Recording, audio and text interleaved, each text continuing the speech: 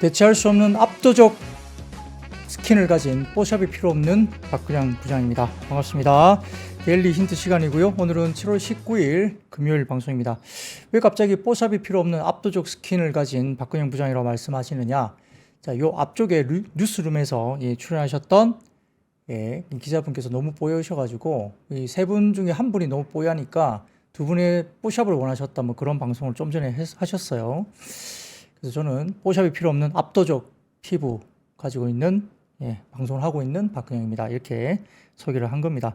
지금 들어오신 분들은 어리둥절하죠. 왜 저런 이야기를 하는지. 계속 보고 계시던 분들은 이해가 되실 것 같아요. 어멈님, 내가 웃는 게 아니라네요. 아, 시장이 너무 힘들어서 그러시죠. 오늘도 그렇고 너무 힘들었어요. 굉장히 최근에 굉장히 좀 힘들어 하시는 모습들이 보입니다. 네. 긍정망님, 안녕하세요. 대구는 비가 갑자기 내리네요. 서울은 지금 햇볕이 좀 나는데 대구는 비가 많이 옵니까? 네. 루몽님, 압도적 스킨, 크크, 그렇게 말씀 주시네요. 근데 뭐, 괜찮잖아요. 네. 하늘호수님, 반갑습니다. 박 부장님, 기다리는 시간입니다.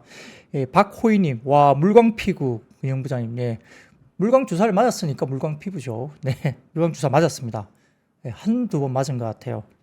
투자 때문에 맞아봤으니까 오해하지 마시고요. 긍정맘님 피부 관리맨 그렇습니다. 여의도의 비주얼 우리 형 양말님 역시 저희 동생이라고 저는 늘 생각하고 있고요. OJ팀님 반갑습니다. 압도적 박근영 닥터님 반갑습니다. 한귀동님 이 또한 지나가린 너무 힘드신 모양이에요. 네, 그래서 시장이 많이 힘드셔서 제가 방송 시작하면서 약간 우스갯소리 같은 이야기도 드렸지만 너무 이제 쓸데없는 이야기 한다 뭐라 하지 마시고 조금 이제 힘들 때는 좀 잊어버려야죠. 조금 내려놓기도 하고 조금 한 발짝 옆으로 좀 이렇게 떨어져서 이렇게 좀 시장을 좀 여유 있게 보는 것도 좀 필요는 합니다. 마음 같지는 않죠. 마음은 그런데 또 마음대로 안 되지만 그래도 그런 생각을 한번 해볼 수도 있겠고 주말 사이에 또 시간이 좀 있기 때문에 조금 마음을 추스리는 그런 시간도 가지시면 좋을 것 같고요. 빙다리 핫바지님 리얼 물광 피부셨어. 맞아요. 맞습니다. 자, 부광민님 빛이 나는 근형 제니급. 야, 제니까지 말씀 주시면 이건 좀 약간 선을 넘는 것 같은데 너무 그렇게 가면 또 욕을 들어 먹을 수 있습니다만 아무튼 뭐 예쁘게 봐주신 것 같아서 감사드립니다. 닥터 K 힘들어요 형. 네, 그럼요. 힘드시죠. 네, 저도 힘듭니다. 시장 보면 야, 이게 정말 힘들다. 개인들이 이 장을 어떻게 볼 수 있을까? 그리고 오늘 제가 준비한 내용들도 뭐 반도체, 뭐 다른 섹터들 쭉쭉 뭐 자동차 쭉 있지만 힘들어 보여요. 이게 좋은 섹터 말씀드리기 되게 힘들고 좀 이래서 안 좋았다 뭐 이런 이야기들이고 좀 좋은 섹터 말씀드리는 내용들은 대부분 다 약간 테마성, 뉴스 플로우에 따라 갑자기 튀어오르는 뭐 이런 쪽이기 때문에 만만하지 않는 거죠. 네, 흰둥둥님 피부가 진짜 좋아요. 네, 감사합니다. 네, 참나님, 부장님 안녕하세요. 네, 감사합니다. 자, 그러면 시장 이야기로 들어가 볼게요. 더 했다가는 정말 야단 맞겠습니다. 쓸데없는 이야기 한다고.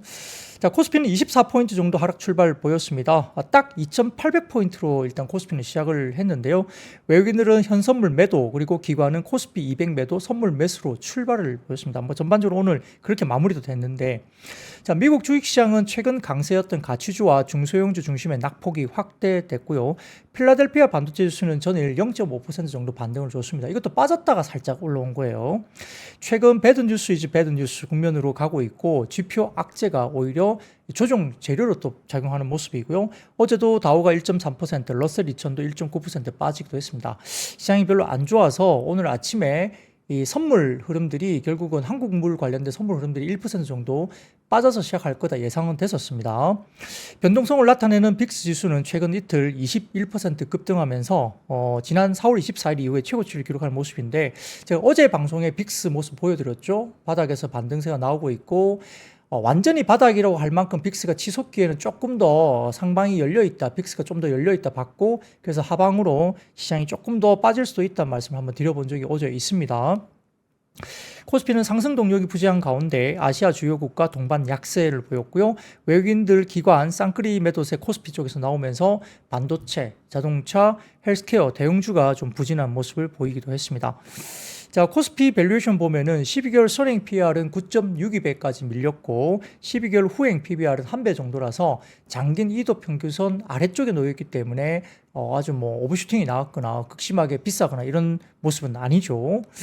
자, 자, 수급으로 본다면 금일 외국인 전기전자 중심의 순매도가 나왔고요. 오전 기준으로 본다면 외국인들은 현물을 3,100억 원, 선물을 9,200억 원 매도했고, 기관도 오전 기준 코스피 2,630억 정도 순매도했고, 오후 들면서 규모는 조금 더 커졌습니다. 이 반도체는 TSMC 전날 실적 영향을 선반영하면서 삼성전자 하이닉스가 오늘은 또 매도세가 출회됐고요. 그리고 화장품 같은 경우는 코스맥스가 특히 중국 실적 부진 전망이 급락했는데, 최근에 보면 엘프뷰티라고 해서 미국 쪽에 거래되고 있는 엘프뷰티도 메이드 인 차이나로 이제 제조 자체가 중국에서 된다. 이것 때문에 엘프뷰티도 꽤 많이 빠졌거든요. 미국 시장에서. 그래서 이 코스맥스 같은 경우는 중국 법인이 있잖아요. 그러다 보니까 중국 실적 부진에 대한 뭐 전망치가 나오면서 다소 좀 이례적으로 다른 종목들보다 유난히 코스맥스가 오늘 많이 빠졌다 볼 수 있고, 중국 비중이 높은 LG생활건강 등도 약세였고, 중소형 인디 브랜드 같은 경우는 중국 비중이 그렇게 많이 높지는 않습니다. 그래서 상대적으로 좀 덜 빠지거나 뭐 버틴 종목도 있고, 실리콘투라든지 그 다음에 뭐 여러 가지 다른 종목들, 이런 종목들은 뭐 그래도 좀 버티는 종목들이 있었습니다만, 아무튼 중국 비중이 높은 종목들은 오늘 좀 상대적으로 많이 빠진 모습을 화장품에도 나타났다. 결국 이것도 트럼프 후보의 영향으로 볼 수 있겠죠. 그리고 엔터주는 하이브가 뉴진스 표절 관련된 좀 이슈가 최근에 좀 불거졌고요. 뭐 아니라고 일단 공식 부인을 했습니다만, 또 2분기 실적 부진 우려도 있습니다. 여기에 따라서 SM과 함께 장중 신저가 경신을 하기도 했습니다. 게임 같은 경우는 넥슨 게임즈가 The First Descendants 관련된 성과가 저평가가 상당히 좋았다. 그래서 성과가 좋은데 가격은 넥슨 게임즈가 좀 저평가된 거 아니냐, 이런 이야기가 나오면서 강세를 보이기도 했고요. 타이거 K 게임도 일단 상승세를 보이기도 했습니다. 이 코스닥은 개인 반발 매수세의 약박권을 보이기도 했고요. 2차 전지와 중소 화장품, 제약바이오가 일부 강세를 보였고, 특히 비만 관련주 이런 것들도 오늘 튀어 올랐죠. 개인 반발 매수세에 양전했던 코스닥 시장은 홍콩 주식시장 개장 이후에 외국인 매도세 확대되면서 하락 전환하기도 했습니다. 단기 낙폭 과도했던 2차 전지와 중소 화장품이 반등 주면서 특히 뭐 에코프로 그룹이나 이쪽이 또 올라오니까 전반적으로 시장에서는 다소 조금은 상대적으로 코스피 대비 코스닥이 선전을 하는 모습을 보이기도 했고요. 엔터주는 연이은 목표가 하향 조정의 반등 모멘텀이 단기적으로 좀 부재한 모습도 보였고, 2분기 그리고 조금 길게는 3분기까지도 조금 주춤할 수 있다. 실적단에서는 그런 분석이 최근에 나오고 있죠. 하나증권에서는 4분기 실적은 좀 턴오버를 할 것이다. 그래서 3분기까지는 조금 기간이 걸릴 수 있다. 이런 이야기를 최근에 리포팅을 하기도 했습니다. 그 외에도 비만 치료제 DXVX가 2거래일 연속 상한가 기록한 모습도 보였고, 펩트론도 오늘 굉장히 높은 상승세를 기록했습니다.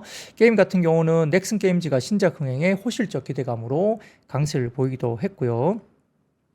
트럼프 피격 이후에 잠잠했던 바이든 후보 사퇴론이 다시 부각했습니다. 뭐 좀 빠르면은 주말 사이에도 지금 바이든 후보가 사퇴할 수 있다, 이런 이야기가 장중에 계속 돌았는데요. 오바마 전 대통령과 낸시 펠로시 하원의장 등의 민주당 핵심 지도부까지 바이든의 후보직 사퇴를 요구하면서 주말 사이에 말씀드렸던 사퇴 가능성이 지금 일부 대두도가 있습니다. 갑자기 주말 사이에 어떤 일이 있을지 좀 지켜볼 필요가 있겠습니다. 시장은 트럼프 혹은 바이든의 어떤 그런 후보의 여부보다는 불확실성에 반응을 하고 있는데, 트럼프 트레이딩에 베팅했던 시장 참여자들의 차익 실현도 좀 나오는 것 같고, 단기적으로요. 그리고 불확실성 회피, 그러니까 만약에 민주당에서 후보가 바뀌면 또 트럼프의 확률, 그러니까 어떤 뭐 선거에서 이길 확률이 또 떨어질 수 있잖아요. 단기적으로 다른 민주당에서 좀 후보가 나오게 되면 트럼프가 치솟았던 어떤 배팅에 이런 부분들 조금 하락 쪽으로 살짝 상승폭이 좀 줄어들 수도 있거든요. 그런 것에 대한 불확실성 회피가 조정 트리거로 되는 것이 아닌가, 이런 생각도 시장에서 보고 있는 것 같습니다. 자, 그리고 코스피는 업종별로는 전 업종이 하락한 가운데 섬유유복과 특히 FF 등의 최근 급등을 되돌리면서 약세를 보이는 종목도 있었고요. 운수창고, 건설업도 약세였고, 해운주는 HMM과 대한해운 등 약세였습니다. 최근에 일부 해운 관련된 지표가 뭐 좀 빠지고 있는 모습이 보이고 있죠. 이런 모습도 역시 지표가 빠지니까 이렇게 해운주도 빠지고 있고, 하나오션의 HMM 인도 예정이었던 대형 컨테이너선 납기가 지연된 부분, 호황기 선박 인도 지연에 따른 실질적인 손실 전망에 일부 약세가 나타나기도 했습니다. 조선주는 STX중공업과 삼성중공업, HD현대중공업 등 최근 상승에 따른 차익 실현 매물 출회된 섹터도 있었고요. 반면 2차 전진주 일부 반등을 주면서 LG 엔솔이라든지 에코프로 머티, 그리고 포스코 퓨추엠 등 2차 전지 실적 시즌 앞두고 다소 좀 저평가 매력 부과되는 종목들이 반등을 줬는데, 시장에서는 포스코 퓨추엠을 상대적으로 올해 매출 하반기 뭐 출하나 이런 것들을 좀 가장 긍정적으로 보는 게 포스코 퓨처엠인 것 같아요. 뭐 이런 것들 반영을 좀 하고 있는 것 같고, 코스닥은 2차 전지 소재주 상승에 역시 반등이 일부 나왔고, 화학과 제약이 상승을 보였고, 금속과 섬유, 의류는 약세를 보이는 모습을 보였습니다. 자, 굉장히 좀 어려운 모습들이 계속 나타나면서 이번 일주일은 상당히 매매 어떤 그런 부분에서 개인 투자들, 뭐 물론 기관 외국인들 다 마찬가지고요.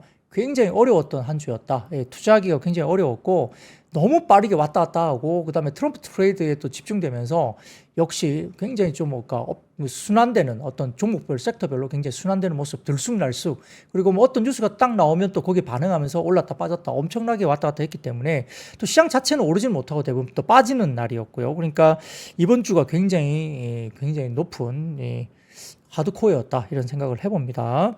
뭐 그런 것들 이야기가 역시 시장에서 오늘 많이 또 이렇게 실시간 채팅창에서도 댓글방에서도 많이 좀 힘듭니다 이렇게 말씀 주시는 내용인 것 같아요. 예, 힘내십시오. 제 얼굴 보고 힘내세요. 제 얼굴 보니까 화가 난다 뭐 이러신 분도 혹시 계실 수도 있겠지만은 그래도 제 얼굴 보고 힘을 내시기 바랍니다.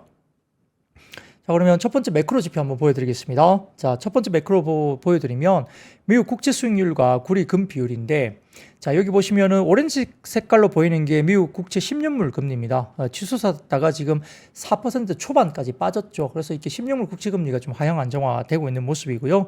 자, 그리고 검은색 에 보면은 이게 이제 구리 대비 금의 비율이거든요. 그러니까 지금 빠지고 있다는 것은 뭔가 구리가 빠지고 금이 올라가는 그런 모습이겠죠. 최근에 구리 쪽이 좀 좋지 않은 모습이잖아요. 이런 모습이 있는데 구리가 빠지는 것은 뭐 구리 재고가 중국에서 좀 늘었다 뭐 이런 것도 있고 수요에 대한 부분 이런 것도 여러 가지 부분이 있고, 금은 다소 좀 상대적으로 좀 금이 최근에 올라왔죠. 뭐 금리 인하가 되면 약간의 뭐 불황형, 그 아니면 혹시 경기 침체 그러면 안전자산의 선호가 되면서 금이 올라가는 모습을 보이는데, 근데 이제 이 금리 인하의 성격을 봐야 된다 이런 이야기를 합니다. 그래서 불황형 또는 경기 침체를 놓고 금리 인하를 하게 되면 금이 올라가겠죠. 근데 불황형이 아니라 과거에 소프트 랜딩 하는 과정에서 금리 인하를 하게 되면 보험성 금리 인하라고 평가가 된다면 결국은 시장이 경기 침체를 맞이하는 게 아니라 경기 침체를 방어하기 위한 보험성 인하로 되면서 침체까지 들어가지 않는다 이렇게 확인이 되면 금도 금리 인하 같이 빠지겠죠. 그러니까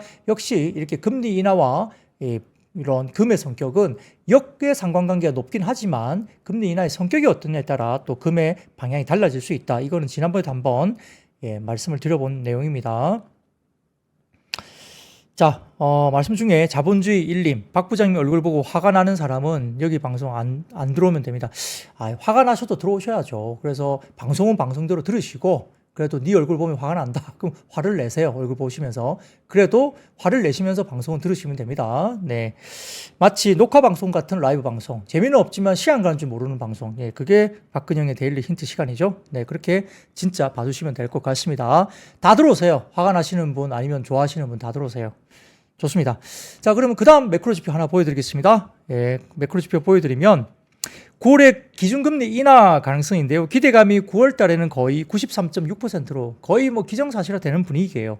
여전히 90% 상회하고 있고 24년 연중에 2회 또는 3회 인하 기대감도 확산이 되고 있습니다. 그래서 24년 12월 18일까지 3회까지 올라왔네요. 51.6%까지 올라왔습니다. 그래서 많게는 3회까지 50% 넘게 올라오고 있죠. 뭐 그런 것들 역시 보시면 좋을 것 같고요. 근데 이게 너무 기대가 높으면 오히려 또 주가의 조정 빌미가 될 수 있어서 글쎄요, 3회까지 금리 인하 가능성이 높아지는 것은 조금 경계를 해야 될 것 같아요. 좀 부담스럽습니다. 그것도 좀 지켜보시면 좋을 것 같고. 그리고 그 다음 표를 보여드리겠습니다. 이건 현대차 증권에서 보여주신 자료인데 이게 뭐냐면, 자, 온라인 쪽에서 둔화되고 있는 디스인플레이션 속도인데요. 보시면은 지금 퍼스널 케어 프로덕트, 그 다음에 그로서리, 그 다음에 뭐 여러 가지 드럭 관련된 부분, 이런 부분들이죠. 비처방 의약품이라든지, 그 다음에 메디컬 이퀴프먼트 앤 서프라이즈, 뭐 이런 것들이죠. 이런 부분에 대해서 최근에 굉장히 상승세로 올라가고 있다는 거죠. 6월 기준을 본다면 YY 프라이스 체인지가 계속적으로 올라오고 있는 게 보입니다. 그래서 현대차증권에서 이런 이야기를 하면서 미국 내 온라인 유통 비중이 확대되고 있는데 소비자들이 온라인에서 구매하는 제품들의 지출과 관련된 데이터는 소비 동향을 파악할 수 있는 굉장히 좋은 지표이다고 이야기를 하면서 어도비가 매월 전반적인 온라인 물가 수준과 18개 품목의 세부적인 디지털 물가 지수를 발표하는데 6월의 DPI는 전월비 마이너스 0.26%로 둔화되는 모습을 보이긴 했지만 그 속도는 더뎌지고 있는 게 확인된다. 전반적인 물가 둔화가 전자기기, 컴퓨터, 의류 등의 일부 품목에 대한 큰 할인 혜택의 영향이 큰 것으로 나타났는데 오히려 이를 제외한 대다수의 품목들의 가격이 전월 대비 증가하는 모습이고 필수 소비 품목인 식료품, 의약품 등은 전월 대비 1.69% 증가 그리고 0.65% 증가세로 두드러지는 등 상승세 기록하고 있다. 그러니까 물가가 이커머스 중심의 수요 증가를 반영하는 온라인 물가 지수를 감안하면 근본 어닝 시즌의 미국 유통업체들의 실적은 이커머스 전략에 따라 차별화된 결과를 보이는데 결국은 온라인 쪽에서는 이 디스인플레이션 속도가 이제 그러니까 물가가 빠지는 속도가 조금 둔화되고 있는 모습이죠. 아주 많이 빠지고 있는 건 아니라는 거죠. 그래서 이런 것들에 대해서 조금은 현대차증권에서 설명을 하고 있습니다. 그러니까 확 떨어지고 있는 건 아니라는 거죠. 그런 것들 좀 보시고요. 매크로 지표들 좀 저희가 볼 필요가 있겠죠.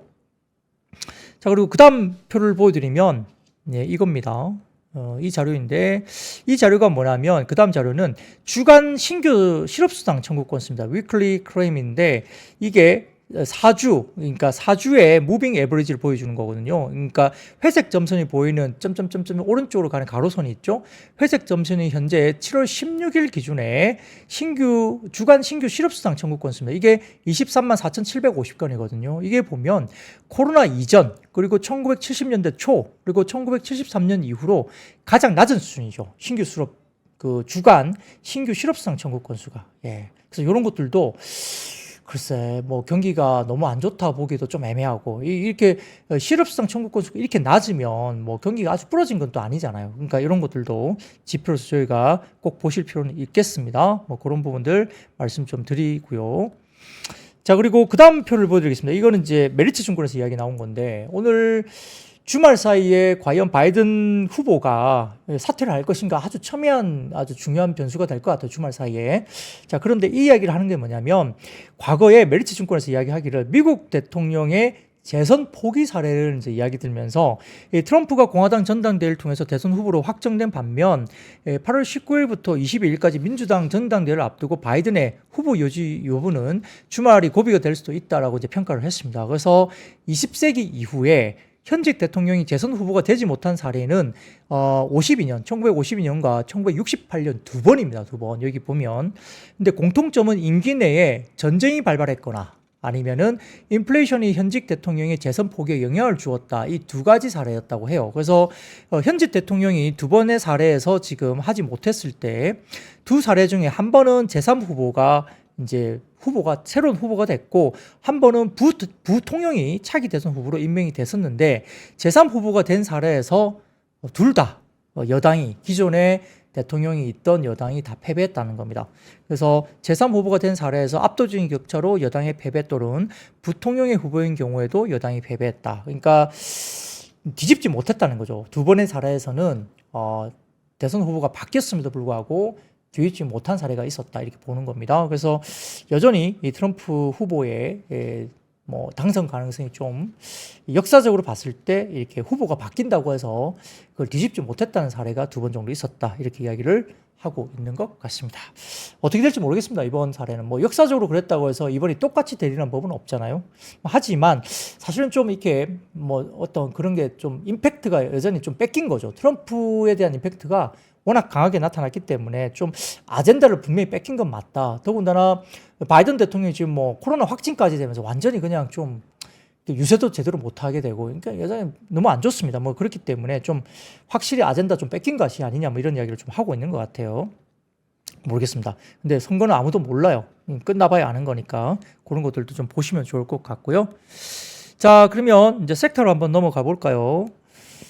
자, 첫 번째 섹터는 역시 비만 치료제 관련된 주식이 오늘 좋았습니다. 펩트론이라든지 아까 말씀드렸던 DXVX 관련된 종목들도 좋았고요. 그래도 대봉 LS, 인벤티지 랩, 올릭스, 그 다음에 D&D 파마텍 이런 일부 비만 치료 관련된 종목들이 올라왔는데 더군다나 이번에 예를 들어서 바이든 대통령이 재선을 포기하고 후보에서 만약에 물러나게 된다면 역시 그 부분은 이제 이게 건강, 그렇죠. 이 재선을 못하고 포기할 정도면 나이가 많은 어떤 그런 부분 그리고 건강 이상설 뭐 이런 것들에 대한 이슈가 또 불거지기 때문에 제약바이오 섹터도 역시 조금 더 탄력적으로 뭐 힘을 받을 수도 있겠죠. 뭐 그런 이슈도 사실 뭐 사담으로 이렇게 좀 그런 시장에 영향을 주지 않을까? 뭐 그렇게 생각을 할 수도 있습니다. 다만 어떤 뭐 근거를 좀 찾자면 언론에 따르면은 글루카곤 유사 펩타이드 -1 그러니까 GLP-1이죠. 성분을 기반으로 한 비만 치료제가 미래 제약바이오 시장을 지배할 가능성이 크다. 이건 뭐 계속 얘기가 되고 있는 거죠. 특히 비만 등이 인류 최대 보건 문제로 떠오르면서 GLP-1 관련된 성분이 상대적으로 부작용이 덜하기 때문에 넓은 범주로 발전시킬 수 있다. 그러니까 뭐 비만약이 이거 뭐 심장병 어떤 거 다 지금 뭐 만병통치약제로 뭔가 획기적으로 뭔가 좋아진다 이런 이야기 계속 나오잖아요. 상대적으로 비만 치료제가 이렇게 부작용이 상대적으로 좀 적으면서 여러 병명에서 이렇게 나오기 때문에 그래서 비만약이 이 건강보험에 등재될 수 있다 이런 이야기를 하는 거잖아요. 왜냐하면 비만뿐만 아니라 다른 어떤 뭐 기저에 상당히 좀 영향을 주면서 그런 것들로 다 많은 부분에서 이렇게 상당히 많은 효능을 가진다 이런 부분들 때문에 건강보험에 대한 적용 가능성 이런 것들까지 이야기 나온 거죠. 이 바이오 헬스케어 전문 벤처 캐피탈 B&H 인베스트먼트가 18일 날 이런 이야기를 했다고 합니다. 우리는 왜 살찐가를 주제로 B&H 인사이트 세미나를 개최하면서 이 국내의 최영진 서울대 의과대학 교수가 연사로 참석해서 비만 치료제 기전과 전망을 설명하면서 이 관련해서 과거 식욕 억제제로 마리화나가 주목을 받았지만 자살 등의 심각한 부작용을 수반했다고 하면서 그렇게 한동안 제약업계에서 인식이 안 좋았던 비만 치료제는 GLP-1 등장으로 다시 각광을 받기 시작했다고 언급했습니다. 약간 여담으로 이 오늘 마리화나 관련주가 좀 올라오기도 했거든요. 그래서 새롭게 바이든 대통령 관련된 후보가 이렇게 만약에 본인이 뭐 못하겠다 이렇게 되게 되면 민주당의 후보가 바뀌는데 새롭게 부상될 수 있는 민주당의 후보 가능성에 대한 부분들에 대해서 그 후보가 마리아나 지지했다 뭐 이런 이야기가 좀 돌아왔거든요. 그래서 오늘 마리아나 관련주도 장중에 살짝 튀어오른 모습도 보이기도 했는데 뭐 그런 이야기가 좀 논외로 좀 말씀드리겠습니다. 그리고 세계 바이오 시장을 휩쓸고 있는 노보 노디스크의 비만 치료제인 위고비 그리고 일라이릴리의 잽 바운드 짧은 주기로 반복해 있는 GLP-1 기반 주사제이고요. 이건 주사제이고 이에 대해서 최 교수는 향후 성장 가능성이 높은 비만 치료제 개발 업체는 GLP-1의 중심으로 편의성, 지속성, 안정성을 개선하는 곳이고 주사제 형태에서 먹는 약으로 전환하거나 그다음에 뭐 라파스 같은 경우는 붙이는 뭐 이런 것들이 나오죠. 그런 가서 복용 중단에도 약의 효력을 더 길게 지속시킨다거나 근손실 같은 부작용을 제거하는 등의 기능을 더하는 기업들이 비만 치료제 시장에서 경쟁력을 얻을 수 있다 이렇게 덧붙이고 있습니다. 그래서 뭐 사실은 비만 치료제 그다음에 뭐 이렇게 탈모 뭐 이런 것들이죠. 뭐 그런 것들이 그리고 뭐 우리가 뭐 정력제 뭐 아주 민감하시잖아요. 뭐 그런 것들 관련해서 상당히 좀 시장에서 각광받을 수밖에 없죠. 효과가 정말 있다고 발현이 되면 그쪽은 굉장히 각광받을 수밖에 없는 그런 내용입니다. 그래서 역시 오늘도 비만 치료제 관련 쪽이 일부 다시 강하게 튀어오르는 모습이 나왔다고 볼 수 있는 겁니다. 예, 그런 관련된 이야기가 있었다 볼 수도 있겠고요. 자, 그 다음입니다. 역시 빅테크 조종세, 그러니까 미국 시장에 빅테크 조종세가 관련되면서 이 반도체가 혼조세 보였는데 오늘은 삼성전자도 꽤 빠졌고요. 뭐 반도체 중소형주는 뭐 왔다 갔다 했습니다. 올라가는 종목도 있고 빠진 종목도 있고 뭐 그랬지만 역시 최근에 빅테크 쪽이 조금 과거 대비해서는 좀 힘이 빠진 모습이죠. 자, 그래서 오늘 DS투자증권에서 이와 관련해서 반도체 소부장 관련된 2분기 실적을 좀 자세하게 보자라고 하면서 DS투자증권에 관련된 리포트가 나왔습니다. 그래서 장비 쪽을 본다면 전공정은 반등이 시작할 것 같고 후공정은 HBM 위주의 차별적인 실적 개선을 지속될 것이다 이렇게 봤습니다. 그래서 1A와 1B향 노출도가 큰 주성 엔지니어링, 유진테크가 1분기 대비 2분기에 매출액과 영업이익이 모두 개선된 실적이 전망된다 봤습니다. 그러니까 유진테크하고 주성 엔지니어링은 1분기보다 2분기가 실적이 훨씬 더 좋아진다고 이야기를 한 거예요. 그리고 원익 IPS는 전분기 대비 적자가 축소되면서 3분기 이후부터는 굉장히 좋아진다. 그러니까 원익 IPS는 하반기 이후에 기대감 상당히 높은 종목입니다. 중국향 수주가 증가된 PSK, 그 다음에 파크 시스템즈는 2분기 컨센서스를 상회할 것이다. 굉장히 좋은 종목으로 이야기를 했죠. HPSP는 2분기를 바닥으로 3분기부터 뚜렷한 실적 개선이 전망된다. 이렇게 종목을 구체적으로 언급을 했습니다. 자, 그리고 하반기에는 SK하이닉스 우시 전환 투자가 지속되는 와중에 M16D1B 신규 투자 그리고 삼성전자 P3향 D1C향 발주가 기대된다 보면서 전공정 장비 업체는 상저하고 흐름으로 분기별 실적 개선 전망이다. 그러니까 역시 전공정 장비는 하반기 이후에 모멘텀이 있는데 말씀드렸죠. 전공정 장비는 이렇게 모멘텀과 실적에 찍히는 것보다 6개월 정도 선행해서 주가가 움직인다 말씀드렸죠. 그래서 지금 봐야 된다 이야기 계속 나옵니다.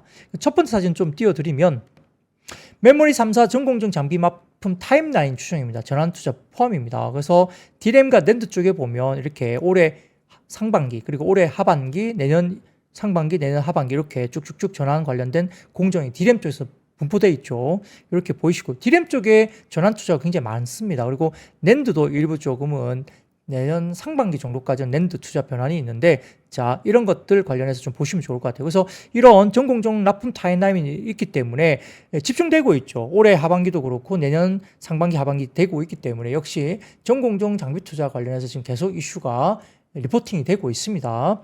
자, 그리고 그 다음 표를 보여드리면 공급 업체별 전공정 장비 업체입니다. 이게 삼성전자 들어가느냐, 그 다음에 SK 하이닉스 들어가느냐, 이 부분인데, 역시 삼성전자향, PSK, 원익 IPS, 유진테크, 뭐 테스 쭉쭉쭉 나오죠. 이런 것들 제우스까지 좀 보시면 좋을 것 같고, 오른쪽, 그러니까 삼성전자와 SK 하이닉스 공익이 같이 들어가면 더 좋겠죠. 그런 종목들 원익 IPS 등이 증착 조인 같이 들어가네요. 자, 그리고 뭐 유진테크도 같이 들어갑니다. 뭐 그런 것도 좀 보시면 좋을 것 같아요. K스택 마찬가지죠. 이런 것들 같이 들어가는 종목들 좀 같이 보시면 좋을 것 같고, PSK 관련된 모습이 보이죠. 그래서 삼성전자 하이닉스 관련해서 어떤 쪽에 들어가는지, 그리고 공통적으로 같이 들어가는 종목, 이런 것들을 같이 조금은 교집합으로 보시면은 종목 선정에 좀 더 도움이 될 것 같습니다. 그런 것도 좀 보시면 좋을 것 같고, 자, 그 다음 표를 보여드리겠습니다. D램의 가동률 추이 전망과 낸드 가동률 추이 전망인데, 자, 올해 2분기 접어 들어가면서 확실하게 좀 바뀌죠. 예. 가동률 추이가 이렇게 올라가는 모습이 보이고 있는 모습이에요. 그래서 D램 그리고 낸드 쪽의 가동률이 좀 올라가는 쪽으로 역시 모든 걸 보고 있는 것 같습니다. 그래서 이렇게 가동률이 올라가니까 이런 부분들도 장비들이 좋아지겠죠. 그런 것들 좀 같이 보시면 좋을 것 같고요. 자, 후공정은 HBM 관련 장비 발주가 작년 하반기부터 꾸준하게 이어지고 있고, 이에 따른 차별적인 성장이 지속될 것이기 때문에 역시 HBM용 TC본들 납품 중인 한미반도체가 2분기 컨센서스 부합하는 실적 발표를 할 것이다 보는 것 같고요. 소재 부품 쪽은 뭐 저점 확인을 했다 이렇게 봤습니다. 그래서 2분기 소재 부품은 전반적으로 1분기 대비 플랫한 실적은 기록할 것으로 보이는 것 같고, D램 위주로 먼저 회복이 될 것이다 이렇게 보는 것 같아요. 그래서 대체적으로 낸드양 매출 비중도 일부 소재 부품 업체들이 있기 때문에 가동률 상승에 따른 시장 기대감과는 괴리가 일부 있는데, 아무튼 D램 위주로 먼저 회복이 된다 이렇게 보는 것 같고, 아마 DS투자증권의 와치 리스트 중에 애프터 부품 업체인 월덱스가 매출액 기준 전 분기 대비 약 20% 이상 성장할 것으로 전망했습니다. 월덱스 상당히 좋게 본 것 같아요. 그래서 결론적으로는 25년 선단 공정 캐펙스 당위성 충분하기 때문에 선단 공정 쪽에 관련된 포커스를 좀 가지고 밸류체인 모멘텀을 보는데, 현재 시점에서는 P2 투자 재개 움직임이 기대되는 삼성전자 밸류체인 수준 모멘텀이 굉장히 크다. 아까 제가 삼성전자 하이닉스에 대한 밸류체인 말씀드렸잖아요, 표로. 근데 삼성전자 밸류체인 수준 모멘텀이 상당히 클 것으로 일단 평가를 좀 했습니다. 그런 것들 좀 감안하셔서, 수급 때문에 지금은 뭐 장비주들이 상당히 좀 쉽지 않을 수도 있겠지만은, 아무튼 뭐 업황이라든지 모멘텀으로 봐서는 이런 기본적인 상황이 되고 있다는 것도 같이 좀 보시면 좋을 것 같아요. 자, 그러면 세 번째 섹터로 넘어가겠습니다. 세 번째 섹터는 자동차와 자동차 부품 쪽인데요. 역시 이제 뭐 트럼프 전 대통령의 대선 승리 가능성이 아직은 좀 더 높게 점쳐지고 있고요. 미국 보호 우선주의죠. 보호무역주의, 그리고 보조금 축소 정책 등으로 국내 자동차 업계에 대한 우려가 커지고 있는데, 트럼프 전 대통령이 전기차 보조금 축소를 공언했고요. IRA 폐지를 또 제일 먼저 언급을 했습니다. 데이 원, 온 데이 원 이때 IRA 폐지를 하겠다 뭐 이런 식으로 오늘 발표를 했죠. 그래서 우리 기업들의 수출과 투자에 직접적인 타격을 줄 수 있다는 우려가 부각되고 있고, 특히 대미 흑자, 무역 흑자가 큰 국가와 산업을 겨냥해서 추가 세율을 적용해야 한다고 언급하면서 대미 수출 규모가 큰 국내 자동차 업계에 대한 우려가 좀 커지고 있는 모습은 있습니다. 언론에 따르면 현대차그룹이 올해 상반기에 유럽 자동차 시장에서 지난해 상반기보다 소폭 줄어든 판매량을 기록했다고 얘기가 됐습니다. 그래서 유럽 시장에서는 살짝 좀 쉬어간다 이렇게 이야기를 했죠. 유럽 자동차 공업협회 ACEA 집계에 따르면 현대차 그룹은 올해 1월부터 6월까지 유럽에서 현대차가 28만 1,518대, 그리고 기아가 28만 2,344대 등 총 56만 3,862대를 판매했고요. 이는 상반기 기준 유럽 시장 역대 최다 판매를 기록한 지난해 상반기보다 약 2% 정도 줄어든 수치로 이야기했습니다. 현대차는 4% 늘었고요. 다만 기아차가 7.4% 조금 줄었다 이렇게 보이는 것 같아요. 그래서 상대적으로 좀 기아가 살짝 아쉬운 부분이 있는데, 그래도 지금은 현대차는 오히려 늘었네요. 그래서 현대차그룹의 유럽시장 점유율은 지난해 같은 기간보다 약 0.5%포인트 떨어진 8.2% 기록했다 보이고 6월에 현대차와 기아의 유럽 점유율은 각각 4.1%와 3.7% 기록하면서 합산 점유율은 7.8%로 지난해 6월 8.4% 비교해서 0.6%포인트 하락한 것으로 알려졌습니다. 뭐 이러다 보니까 미국 쪽에 우려도 좀 있고 그다음에 유럽 쪽에 약간의 점유율이 소폭 하락했다 이런 것들이 나오면서 자동차와 완성차가 조금 빠진 모습을 보이기도 했습니다. 다 모두가 지금 이제 트럼프 영향권에 다 있는 거예요. 이 종목들이. 자, 그런데 삼성증권에서는 이에 대해서 이렇게 평가를 했습니다. 자동차 트럼프 2.0 시대에는 대응 방안이 있다. 그러니까 자동차는 충분히 대응할 수 있다라고 이제 평가를 하면서 트럼프 후보의 미국 수입품에 대해서 10% 보편적 관세 부과와 IRA 폐지 주장으로 자동차 업종 주가 하락을 보이고 있는데 8년 전 대비 미국의 3공장과 하이브리드라는 게 대응 방안이 존재한다는 거예요. 그러니까 3공장이 50만 대 가동을 한다면 현대차 기아의 미국 생산 비중은 38%에서 약 60에서 68%까지 급증하게 됩니다. 3공장은 미국 공장을 말하는 거겠죠. 그래서 이 부분은 GM 수준으로 상승하는 정도의 미국 현지 공장의 비중이 굉장히 늘어난다는 거예요. 그러니까 충분히 미국 시장을 대응하면서 이런 부분들을 충분히 대응할 수 있다는 이야기를 하는 것 같습니다. 자, 그리고 하이브리드 비중이에요. 그러니까 현대기아의 다음 주 실적 발표와 이야기해서 특히 현대차, 기아차 같은 경우는 하이브리드를 또 잘 하는 부분도 있기 때문에 최근에 성장하고 있는 하이브리드 시장에 대해서 대응이 충분히 가능하다는 이야기를 하는 것 같고요. 그 다음 주 실적 발표에서 현대기아가 주주환원 정책 관련된 강화가 약해진 투자 심리를 회복시킬 모멘텀으로 나오는 그러니까 아마 이 관련된 실적 발표에서 주주환원 정책 강화가 발표될 것으로 아마 보는 것 같아요. 그리고 특히 현대차는 배당보다는 자사주를 통한 수급 강화가 필요하다고 평가까지 했습니다. 보여드릴 자료가 그 다음 자료인데 삼성증권 자료인데요. 자, 미국 시장의 하이브리드와 전기차 수요인데 여기 보시면은 약간 왼쪽에 보시면 붉게 보이는 선이 하이브리드 분위기고요. 그 다음에 파란색 실선이 전기차 쪽입니다. 전기차 쪽은 살짝 주춤하고 있죠. 살짝 주춤하는데 붉은색 지표가 벌써 치솟아 오르면서 지금 하이브리드 수요가 최근 들어서는 전기차 수요를 앞지르기 시작했죠. 하이브리드가 상대적으로 좀 처져 있었는데 최근에 하이브리드 시장이 조금 더 성장하면서 전기차가 조금 주춤한 틈을 타서 하이브리드가 전기차보다는 좀 더 수요가 올라오는 모습이 확인해 보이죠. 자, 오른쪽 보시면은 미국의 하이브리드 업체별 점유율인데 역시 토요타가 59%를 가장 높고요. 두 번째로는 혼다가 19%, 현대가 5%, 기아가 4%, 현대기아 합치면 9% 정도의 하이브리드를 하고 있습니다. 포드가 13% 정도 수준이죠. 그래서 전반적으로 우리가 봤을 때 점유율이 현대기아도 하이브리드를 좀 어느 정도 잘 하고 있는 업체이기 때문에 미국 현지 업체보다는 굉장히 잘하고 있고 그 외에도 역시 일본 쪽에 어떤 회사들이 하이브리드 시장을 어느 정도 잘 하고는 있습니다만 역시 현대기아도 약 9% 정도 점유를 하면서 하이브리드 시장도 대응을 하고 있다 이렇게 보는 것 같습니다. 자, 그렇게 자동차를 이제 삼성증권에서 상당히 좀 긍정적인 평가를 했습니다.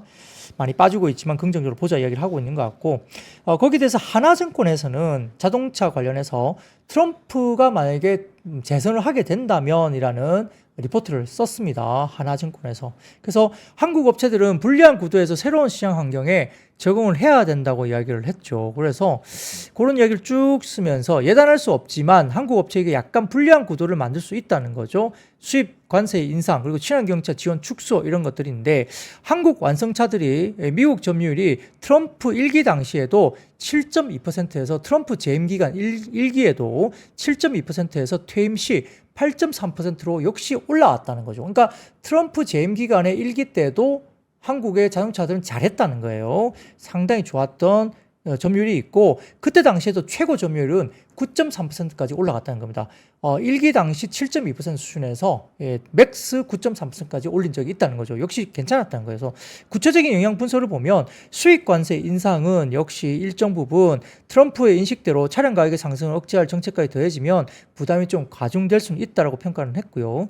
자, 두 번째 전기차 관련 지원 축소인데 역시 트럼프는 전기차를 그린 뉴 스캠이라고 언급하면서 차량 가격 상승을 초래한 IRA 그리고 여러 가지 부분에서 이런 부분들을 폐지를 주장하고 있고 런닝 메이트이자 부통령 후보인 벤스 의원은 전기차 보조금 폐지 그리고 내연기관차에 대한 세액 공제를 주장한 드라이브 아메리칸 액트를 발의했던 사람이죠. 그렇기 때문에 상당히 이런 부분들이 다소 조금은 미국 내 전기차 시장의 성장률을 둔화시킬 수 있다고 보는 것 같습니다.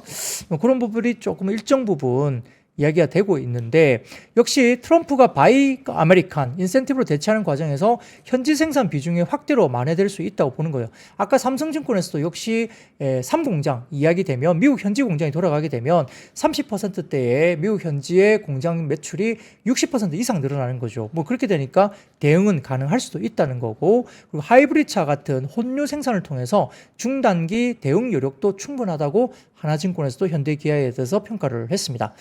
뭐 거시경제 정책 변화에 대한 이기 효과에 대한 부분들도 역시 뭐 전기차 시장에서 리더십이 테슬라나 중국 완성차들로 고착화될 수 있는 점은 약간의 위험이 있다. 그러니까 테슬라가 약진할 수도 있는 거죠. 뭐 그런 것에 대한 약간의 위험은 있는데 그래도 약간의 대응은 또 가능하지 않겠나. 이렇게 조금 긍정적으로 대응할 수 있는 부분 그리고 약간의 위험 이런 것들을 하나증권에서 또 평가를 같이 하기도 했으니까 이런 부분도 한번 체크를 해보시면 좋을 것 같습니다.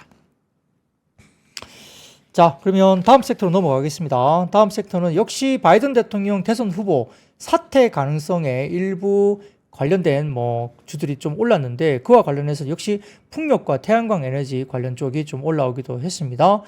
그래서 오늘 11월 미국 대선을 앞두고 조 바이든 대통령이 역시 사퇴 요구가 이루어지면서 여러 가지 뭐 주말 사이에 이야기가 많이 되겠죠. fairly soon 조만간 대선 경쟁에서 하차하도록 설득할 것이다. 뭐 이런 이야기를 펠로시 전 민주당 하원의장이 또 이야기를 했다고 해요. 그래서 이런 부분들 관련해서 굉장히 압박이 심해지고 있고 버락 오바마 전 대통령까지 나서서 지금 후보 사퇴론에 가세를 하고 있죠. 뭐 그러다 보니까 역시 여러 가지 부분에서 그러면 바이든 후보가 만약에 사퇴를 하면 새로운 후보가 나오게 되면 트럼프 대통령 재선 가능성 이 부분이 조금 하락할 수도 있다. 그러니까 약간의 일부 풍력이나 태양광 에너지 관련주가 살짝 튀어오르는 그러니까 센티적인 부분이죠. 이렇기 때문에 약간의 흐름들이 좀 긍정적으로 오늘 작용하기도 했다. 이렇게 평가할 수 있습니다. 근데 이것도 어떻게 될지 정말 모르잖아요. 주말 사이에 무슨 일이 생길지 모르기 때문에 이게 연속성에 대한 부분들은 저희도 담보하기가 좀 쉽지는 않습니다. 그러니까 펀더멘탈로 움직이는 게 아니에요. 이 부분도. 그러니까 답답하죠. 이게 어느 쪽으로 튈지 모르기 때문에 펀더멘탈로 튀게 되면 어느 정도 방향성에 대해서 우리가 좀 추정을 할 수 있지만 이 펀더멘탈 이슈가 아니잖아요. 그러니까 누가 나오느냐, 누가 뭐 재선 가능성이 높아지냐 이것 때문에 오르락내리락 하는 거니까 참 어렵습니다. 이 대응하기가. 뭐 그게 또 시장이기도 하고요. 그게 또 주식시장이기도 하기 때문에 현재 주식시장의 흐름은 그렇게 왔다 갔다 하고 있다. 이렇게 보시면 좋을 것 같습니다. 자, 그러면 그 다음 섹터로 넘어가겠습니다. 역시 오늘 엔터 음원 음반이 좀 좋지 못했죠. 하이브라든지 뭐 일부 엔터 음원 음반이 최근에 신저가까지 내려가면서 좀 좋지 못한 모습인데요. 역시 FN 가이드에 따르면은 하이브, SM, JYP, YG 엔터 등의 4개 주요 기획사 2분기 영업이익 컨센서스가 증권사 예상치 평균 합산액은 1,410억 원으로 전 한 달 전 전망치인 1,747억보다 19.2% 컨센서스가 더 하향 조정되고 있다는 겁니다. 그러니까 이거는 증권사 예상치 평균을 가지고 4개 관련된 기획사의 영업이익을 좀 합친 합산 금액을 이야기하는 거예요. 어느 회사가 더 많이 빠졌다 이거는 이제 평가된 건 아니고 전체적으로 4개의 합산 영업이익 컨센서스가 빠지고 있는 겁니다. 증권가에서는 엠터주 실적 악화의 배경으로 주요 아티스트의 부재 그리고 중국의 내수 경기 침체 부진 이런 것들을 꼽고 있고요. 하이브는 BTS의 병역 문제로 사실상 활동 공백이 좀 있었고요. YG엔터 같은 경우는 개인 어떤 재계약이 불발된 블랙핑크 이후에 세대 교체가 좀 지연되는 평가가 좀 아쉽죠. 그리고 아울러서 SM은 중국 내수 경기 부진 때문에 해외 앨범 판매 실적이 크게 감소하고 있다 평가를 받고 있고요. 주가 하락에도 엔터주의 밸류에이션, 그 실적 대비 주가 수준이 조금 아쉬운 부분이 분명히 있죠. 상대적으로 좀 높게 되고 있는 분석도 일부 있는 것 같습니다. 그리고 말씀드렸듯이 2분기 실적이 좀 좋지 못한데 어쨌든 뭐 4분기 정도 돼야 좀 턴이 되는 것이 아니냐 이런 이야기를 조금 일부에서 아직도 리포트가 그렇게 나오고 있기 때문에 3분기도 좀 모멘텀이 조금 약하다 이런 이야기도 나오고 있죠. 그런데 좀 다행인 것은 최근에 새로운 신작 발매를 한 앨범들이 전작 대비 그래도 좀 올라오는 모습이 보입니다. 그래서 전작 대비 이번에 나오는 신작들이 7월 달 접어들면서 상당히 좋은 지금 나오고 있는 것들이 상당히 좋게 나오고 있죠. 예, 그래서 살짝 앨범 판매가 그래도 전작 대비 지금 좋게 판매가 되고 있다는 부분이 확인되고 있기 때문에 살짝 바닥론에 대한 인식도 좀 될 수도 있습니다만 아직까지 2분기 어닝 시즌에 들어가기 때문에 2분기 실적이 부진하다고 계속 이야기 나오니까 어닝 시즌에서 좀 좋지 못한 모습들이 여전히 나오고 있는 모습이 좀 아쉽죠. 예, 그럼에도 불구하고 최근에 나오는 신작 앨범 판매량은 생각보다 전작 대비 그래도 플러스로 회복되는 신작이 계속적으로 지금 발매되고 있다고 평가되고 있기 때문에 이런 부분들은 조금 상당히 긍정적으로 좀 표현을 하시면 좋을 것 같습니다. 스트레이키즈 이야기도 어제 나왔죠. 뭐 등등 최근에 나오는 이야기도 많기 때문에 네, 괜찮은 신보 관련된 판매량이 나오고 있다는 점도 한번 꼭 체크를 해보시면 좋을 것 같습니다. 자, 근데 좀 아쉽게 여자아이들이 조금 신보가 좀 아쉽죠. 여자아이들 화이팅입니다. 미연 씨 화이팅. 예, 좋습니다. 자, 그러면 그 다음 섹터로 넘어가 볼까요? 자, 아까 말씀드렸던 트럼프 전 대통령이 바이든 대통령과 지지율 격차가 좀 확대되고 있다 이런 이야기가 계속 나오죠. 또 이러니까 또 어떤 섹터들이 또 움직이기 시작하죠. 역시 그런 것들 영향을 받고 있는데요. 미국의 CBS 방송과 유고브가 공개한 여론조사 결과에 따르면 트럼프 전 대통령의 지지율은 52%, 바이든 대통령이 지지율이 47%, 약 5% 앞서고 있다고 나오고 있고 지난 3일 여론조사에서는 실질적으로 트럼프 전 대통령이 오차 범위 내인 2% 정도 앞섰다. 그러니까 오차 범위 내에서 별로 차이가 안 난다 그랬지만 지금 약간 벌어지고 있는 거죠. 여기에 따라서 바이든 대통령을 대체할 민주당 대선 후보로 꼽히는 해리스 부통령도 가상 양자 대결에서 트럼프 전 대통령에게 또 뒤처져 있다 이런 이야기를 하고 있습니다.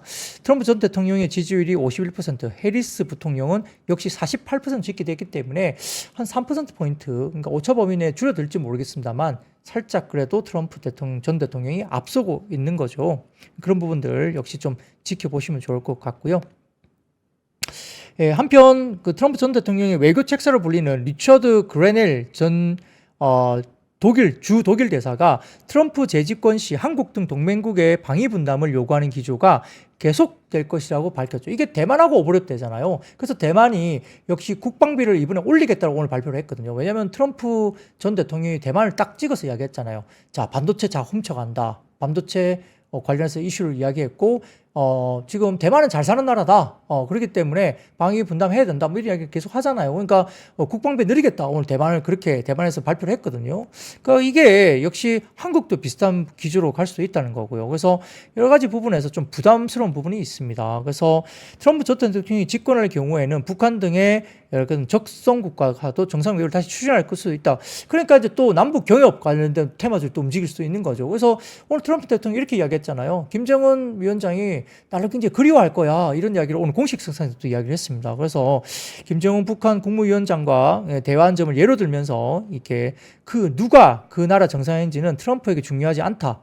그는 미국을 위해서 관여하고 투쟁한다라고 발언한 거 이야기하면서 결국 이제 김정은 북한 국무위원장과 관련된 대화 관련해서 그는 트럼프 자신 나를 상당히 그리워할 거야 이렇게 이야기를 했어요. 그러니까 이제 또 남북 경협 관련해서 또 이야기 하나 뭐 이러면서 이제 시장이 막 뒤죽박죽 남북 경협도 이렇게 이야기되고 있는 거죠. 뭐 이런 것들이 역시 시장에서 상당히 지금 시장에서 어렵게 만드는 겁니다. 이게 펀더멘탈로 움직이는 시장이 아니기 때문에 그런 거예요. 그냥 뉴스 플로우에 따라서 뭐 테마가 형성되고 오락내락 막 하는 것들이 문제가 되고 있기 때문에 상당히 어렵고요. 근데 방산 쪽은 여전히 좀 봐야 될 걸로 보여요. 이게 왜냐하면 유럽 쪽에 나토 쪽에서는 분명히 트럼프 재집권이 되면 나토 쪽은 방위 분담이 상당히 올라갈 수밖에 없거든요. 물론 지금 젤렌스키나 뭐 트럼프 대통령이 또 대화할 것이다. 그러니까 또 우크라이나 재건 이래가지고 또 막 움직이죠. 뭐 그러니까 우크라이나는 재건에 들어가는데 또 뭐 이렇게 유럽 쪽 나토는 또 방위비 올리고 막 이러니까 뭐 들쑥날쑥인데 그래도 분명히 트럼프 재집권이 되면 나토 쪽의 방위비 분담금 굉장히 올라갈 거 맞습니다. 왜냐하면